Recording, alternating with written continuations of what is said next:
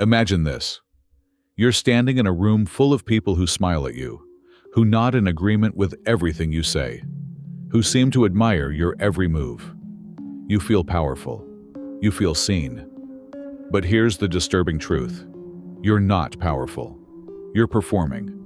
And the moment you stop performing, the moment you reveal even the slightest crack in your carefully constructed facade, they'll devour you. Not because they're cruel, but because that's what happens to those who mistake approval for authority, likability for leverage, and popularity for actual power. Now, let me ask you something that might shake the foundation of everything you believe about success. What if the very strategies you've been taught about gaining influence, be authentic, be kind, be transparent, are the exact reasons you remain powerless? What if the world's most enduring leaders, the ones who shaped empires and rewrote history, operated on principles so radically different from what you've been told that even learning them feels dangerous? 5 centuries ago, a disgraced Florentine diplomat sat in exile, his political career destroyed, his reputation in ruins, and in that profound darkness, he wrote something so psychologically penetrating, so brutally honest about the mechanics of power, that it's been both worshipped and condemned ever since. Niccolò Machiavelli didn't write The Prince as philosophy. He wrote it as surgery, cutting through the comfortable lies we tell ourselves about how power actually works. But here's where it gets interesting, where it becomes about you. Most people who reference Machiavelli have never actually understood him. They've heard the sound bites, the ends justify the means. It's better to be feared than loved. And they think they know what he taught. They don't. They've absorbed the caricature, the villain version, the simplified reduction that makes him easy to dismiss. What they've missed are the sophisticated, psychologically brilliant principles that separate those who genuinely command respect and influence from those who merely wish they did. Right now, at this exact moment, there are people around you, in your workplace, in your social circles, perhaps in your own family, who are quietly accumulating power while you're still trying to be liked. They understand something you don't. They've grasped a fundamental truth about human nature that operates beneath the surface of every interaction, every relationship, every moment where influence shifts from one person to another. And the most unnerving part? You've been conditioned your entire life not to see it. What if I told you that 5 specific principles, when properly understood, not in their corrupted, manipulative forms, but in their pure, strategic essence, could fundamentally transform how you navigate every power dynamic you'll ever encounter? What if these weren't about deception or cruelty, but about clarity, about seeing reality as it actually is, not as we wish it to be? Stay with me until the end of this, because what you're about to discover isn't just historical curiosity. It's a psychological framework that explains why some people seem to effortlessly command rooms, while others, equally talented and intelligent, remain invisible. This isn't about becoming a tyrant. It's about no longer being a victim. The difference between those two things, that's what Machiavelli actually understood. The question isn't whether you'll encounter power dynamics. You already do, every single day. The question is whether you'll finally understand the rules everyone else is playing by, while you've been blindfolded. The problem isn't that you lack ambition. It isn't that you're not working hard enough, not smart enough, not talented enough. The problem is that you've been fed a mythology about power that's designed to keep you compliant, not competent. And the most insidious part? You've internalized it so deeply that you police yourself, you limit yourself, you sabotage yourself, all while believing you're being virtuous. Let me show you what I mean. From childhood, you were taught a specific narrative. Be good, and good things will happen. Work hard, and you'll be rewarded. Be honest, and people will respect you. Tell the truth, and truth will set you free. It's a beautiful story. It's also catastrophically incomplete. Not because these values are wrong, but because they were presented to you as sufficient, as if virtue alone creates power, as if merit automatically converts to influence, as if the world operates on a fair exchange of goodness for success. It doesn't. And on some level, you already know this. You've seen it. The colleague who takes credit for your ideas gets promoted while you remain invisible. The charismatic manipulator builds a following, while the genuine expert gets ignored. The person willing to make bold moves, even questionable ones, shapes outcomes while you're still trying to play by rules that apparently only apply to you. You've witnessed the gap between how things should work and how they actually work, and it creates a specific kind of psychological pain that Carl Jung understood deeply. Jung wrote about what he called the shadow, those parts of ourselves we repress because they don't fit the image we want to maintain. But here's the crucial insight. It's not just personal darkness we suppress. We also repress our understanding of how power actually operates, because acknowledging it would shatter our comforting illusions about fairness, meritocracy, and cosmic justice. We participate in collective denial because the truth feels too cynical, too uncomfortable, too dangerous to our self-image as good people. This creates what Jung might call a societal neurosis, a mass self-deception where we all agree to pretend that power dynamics don't exist, or that they work according to noble principles, when every interaction proves otherwise. We shame anyone who speaks openly about strategic influence as Machiavellian. We've literally turned a man's name into a slur, specifically to ensure these mechanisms remain in shadow, unexamined, and therefore unusable by most people. Think about what this does to you psychologically. You operate with one set of rules, the official ones, the ones everyone claims to follow, while observing that outcomes are determined by an entirely different set. This creates cognitive dissonance, that uncomfortable tension between contradictory beliefs. And rather than resolving this by updating your understanding of how the world works, you're encouraged to resolve it by gaslighting yourself.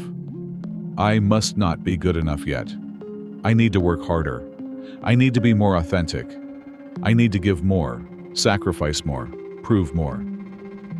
You become trapped in what psychologists call learned helplessness, a condition where you stop trying to change your circumstances because you've been conditioned to believe your actions don't matter. Meanwhile, those who understand actual power mechanics, who study influence, human psychology, strategic positioning, operate freely in a realm you've been taught doesn't exist. The hidden problem isn't your lack of power. It's your lack of permission to even think clearly about power. And that's not an accident. That's the point. Here's what happens when you remain blind to how power actually operates.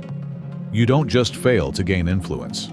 You actively participate in your own marginalization. Every day, in ways you don't consciously register, you make micro-decisions based on a flawed understanding of human dynamics. And these decisions compound into a life where you perpetually wonder why your talent doesn't translate to impact, why your contributions go unrecognized, why you feel powerless despite doing everything right. Let me show you how insidious this becomes. There's a cognitive bias called the just world hypothesis, the belief that the universe is fundamentally fair, that people get what they deserve. It's comforting. It's also neurologically expensive to maintain, because reality constantly contradicts it. Your brain sees injustice, witnesses undeserving people succeeding, observes merit being overlooked, and has to perform mental gymnastics to preserve this fairness narrative. The psychological cost? You blame yourself for outcomes that have nothing to do with your worth and everything to do with your strategic blindness. Consider what happens in your daily interactions. Someone takes credit for your work in a meeting. You feel angry, violated, but you do nothing because confrontation feels aggressive, political, unvirtuous. You tell yourself, "My work will speak for itself." But here's the neurological reality. Human brains don't operate on objective assessment. We operate on narrative, on visibility, on strategic positioning. The person who controls the story controls the perception. By refusing to engage with this reality, you're not taking the moral high ground. You're voluntarily removing yourself from the game while pretending the game doesn't exist. The unseen consequence extends beyond professional life. In relationships, you avoid necessary confrontations because you've been conditioned to value harmony over honesty, niceness over boundaries. You accommodate, adjust, sacrifice, believing this makes you loving. But what it actually does is establish a dynamic where your needs are perpetually secondary, where you train others that your boundaries are negotiable, that your voice doesn't need to be heard. You become a supporting character in your own life. Culturally, we've created an entire vocabulary designed to shame strategic thinking. Manipulative, calculated, political. These words shut down examination of influence mechanics. We've made it socially unacceptable to acknowledge that humans are strategic creatures, that every interaction contains elements of positioning and leverage, that denying this doesn't make you noble, it makes you naive. And naivety, despite what you've been told, is not a virtue. It's a vulnerability. Here's the most disturbing part. Your powerlessness serves someone else's power. Every time you refuse to think strategically, someone who does think strategically benefits. Every time you operate on idealism, while others operate on realism, you transfer influence to them. The system that taught you to be above power dynamics needs you to believe that myth, because your self-imposed blindness is what allows those who understand these dynamics to operate unopposed. You feel this, don't you? That quiet desperation, that sense that everyone else knows something you don't, that invisible rulebook everyone's reading except you? That's not paranoia. That's accurate perception finally breaking through your conditioned denial. The question is, what will you do with that awareness? Now, we arrive at what Machiavelli actually understood. Not the cartoon villain version, but the psychologically sophisticated strategist who saw human nature with surgical precision. These aren't the famous quotes you've heard distorted and misused. These are the principles buried in his work that reveal how sustainable, ethical power actually functions. Not manipulation, clarity. Rule 1. Master the art of strategic visibility. Machiavelli observed that perception shapes reality more powerfully than reality itself. But here's the nuance everyone misses. This isn't about deception. It's about deliberately crafting how your genuine value becomes visible. Most talented people assume their work will be noticed. It won't. Attention is finite, competitive, and strategically allocated. If you don't control your own narrative, someone else will control it for you. Or worse, you'll remain invisible entirely. Look at how this played out with Steve Jobs. He didn't just create innovative products, he orchestrated their revelation. The keynote presentations, the product launches, the carefully constructed mystique around Apple's development process. Was the technology impressive? Absolutely. But the strategic visibility, the theater of innovation, transformed good products into cultural phenomena. He understood that impact requires not just creation, but deliberate, strategic presentation. Most people call this showmanship and dismiss it. They're the ones whose brilliant work dies in obscurity. You have a choice. Control how your contributions are seen, or watch others shape that narrative, or erase it entirely. Strategic visibility isn't vanity, it's responsibility. Rule 2. Understand that dependence creates loyalty, not kindness. Here's where Machiavelli becomes truly subtle. He recognized that sustainable power comes not from being liked, but from being needed. Not through creating artificial dependencies or manipulation, but through developing genuine, irreplaceable value. When you become the person others must come to for specific expertise, connections, or capabilities, you create natural influence that doesn't require enforcement. Consider how this manifested with someone like George Marshall, the U.S. Army Chief of Staff during World War II. He wasn't charismatic like Patton or politically connected like MacArthur. But he made himself indispensable through competence, his strategic planning, his ability to coordinate complex operations, his judgment that proved consistently reliable. Presidents, generals, foreign leaders, all depended on his expertise. That dependence created influence far more durable than charm or popularity ever could. The principle here isn't about making people need you through withholding or creating artificial scarcity. It's about developing such profound capability in your domain that you become the obvious solution to important problems. Most people try to be liked. The strategically sophisticated make themselves needed. Rule 3. Preserve your autonomy while building alliances. Machiavelli wrote extensively about the danger of becoming obligated to powerful patrons. Here's the principle. Form alliances, build relationships, create networks, but never from a position of desperate dependence. The moment your survival depends entirely on another's goodwill, you've surrendered your agency. True power requires maintaining multiple options, diverse relationships, and the ability to walk away. Watch how this operates with top-tier professionals in any field. They cultivate relationships across industries, maintain diverse revenue streams, build reputations that transcend single institutions. When an opportunity or relationship becomes toxic, they have alternatives. This isn't about being disloyal. It's about refusing to trap yourself in situations where you must tolerate the intolerable because you have no other options. Your leverage in any negotiation, any relationship, any power dynamic is directly proportional to your ability to refuse terms that don't serve you. Most people give this away immediately, signaling desperation, accepting whatever's offered because they've made themselves dependent on a single source of validation, income, or identity. Rule 4. Act decisively when action is required. Machiavelli observed that hesitation in crucial moments creates more damage than bold action, even imperfect bold action. Not recklessness, but the willingness to commit when analysis is complete, and delay only increases risk. Most people are paralyzed by the desire for perfect certainty, waiting for permission, consensus, or ideal conditions. Meanwhile, the moment passes, the opportunity closes, and someone more decisive claims the territory. Consider how this played out with Katharine Graham at the Washington Post.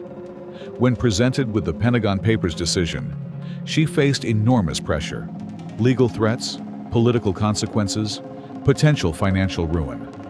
The safe choice was obvious: don't publish.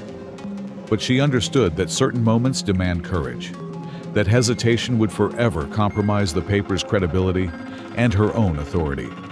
She acted decisively. That single choice defined her legacy and transformed the Post into an institution that couldn't be intimidated. The principle isn't about impulsive action. It's about recognizing that in complex situations, you'll never have complete information, perfect certainty, or guaranteed outcomes. At some point, continued deliberation becomes cowardice disguised as prudence. Strategic power requires the capacity to commit. Rule 5. Learn from everything, but trust your own judgment. Perhaps Machiavelli's most sophisticated insight: study history, learn from advisors, gather perspectives, but ultimately, develop the judgment to synthesize information and make your own decisions. Don't outsource your discernment to experts, gurus, or consensus. They don't live with the consequences of your choices. You do. This is where most people catastrophically fail. They collect advice endlessly, seeking the right answer from external authorities, hoping someone will give them permission to trust themselves. But power, real power, requires cultivating your own capacity for judgment. That means making decisions, getting them wrong sometimes, learning, adjusting, and developing the internal compass that lets you navigate ambiguity. These 5 principles aren't about domination. They're about refusing to be dominated. They're about seeing clearly, acting strategically, and building a life where your talent actually translates to influence. Not because you've manipulated anyone, but because you've finally stopped participating in your own irrelevance. So here you stand, at a threshold. Everything you've just absorbed isn't theoretical, it's operational. The question isn't whether these principles are true. You already know they are. You've seen them play out 1,000 times. You've watched others use them while you remained confined by beliefs that served everyone's interests, except your own.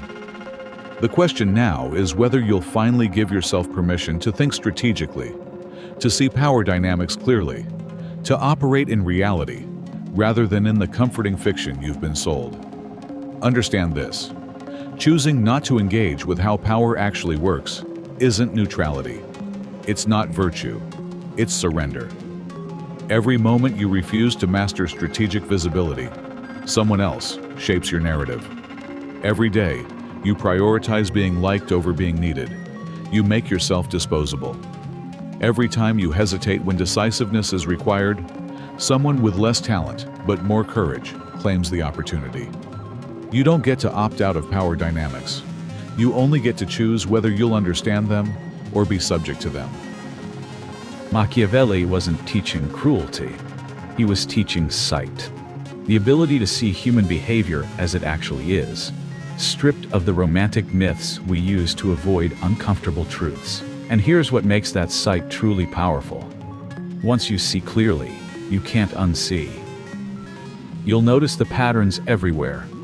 The colleague who controls narratives, the leader who built strategic dependencies, the person who acts while others deliberate. You'll recognize the game you've been playing without knowing the rules. If what you've discovered here has shifted something in you, if you're feeling that dangerous combination of clarity and possibility, then do something most people won't. Like and share this video. Subscribe to continue this exploration of psychological and philosophical frameworks that actually explain how reality operates. But here's what matters more than any of that: what you do in the next 48 hours. Because right now, you're experiencing conceptual clarity, that electric feeling of understanding. But concepts without implementation are just sophisticated procrastination. Machiavelli's principles aren't abstractions to admire. They're tools to use. Today, tomorrow, every day, multiple times. The world doesn't reward the most talented. It rewards the most strategic, the most visible, the most necessary, the most decisive, the most clearly seeing. And the beautiful, terrifying truth is this: those aren't fixed categories. They're choices, capabilities you can develop, perspectives you can adopt. 5 centuries ago, a disgraced diplomat in exile wrote a letter to power, explaining how it actually works. That letter has survived because truth, even uncomfortable truth, has a way of enduring. You've just read a modern translation of that truth. What you do with it, whether you file it away as interesting information or deploy it as operational strategy, that determines whether you remain where you are or finally step into the influence you've been capable of all along. The rules were always there. Now you see them. The only question left is, what kind of player will you be? Don't forget to like, share, and subscribe to this channel for more of such deep, thought-provoking content.